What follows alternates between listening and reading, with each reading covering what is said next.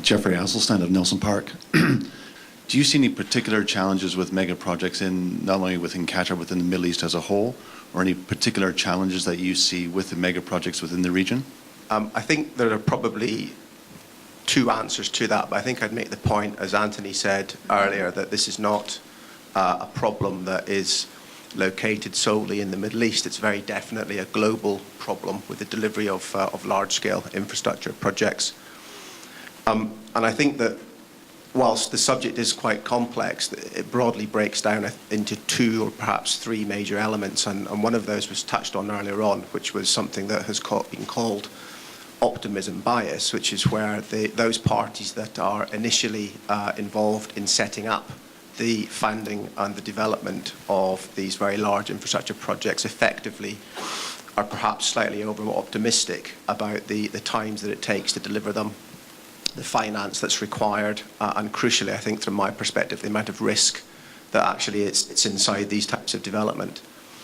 And what you therefore end up with is effectively you're setting yourself up from the beginning to have a stretch target at the end. But I think the second point is that as projects have become much more complex in the way they're designed and delivered and much larger, we see at the end of the projects that we work on much higher levels of interconnectedness between the suppliers that are delivering specific elements of them. We see higher levels of technology being used, and IT, as you all know, is very pervasive around almost every element of large-scale infrastructure projects now, particularly those that have a public-facing element to them. And then over the top of that comes the business process, which again, we all like to run efficient operations, so we spend a lot of time working out very efficient business processes.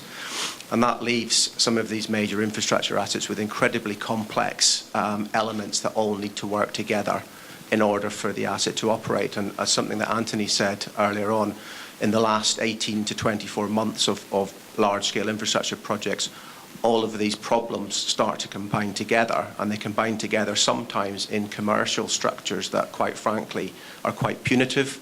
And one of the things that I've observed in many projects that I've worked on is where you have a combination of a program that's late, a commercial structure that's punitive, and a very complex interplay between construction and systems and business process. You really quite often have a recipe for disaster. And it's not unusual to find suppliers forced into a position where they have to defend some of the scope elements that they're looking to deliver, and that may well end up in situations where perhaps people aren't incentivized to deliver the entire program, but are incentivized to deliver the individual elements. And that's an area of research that I'm particularly interested in.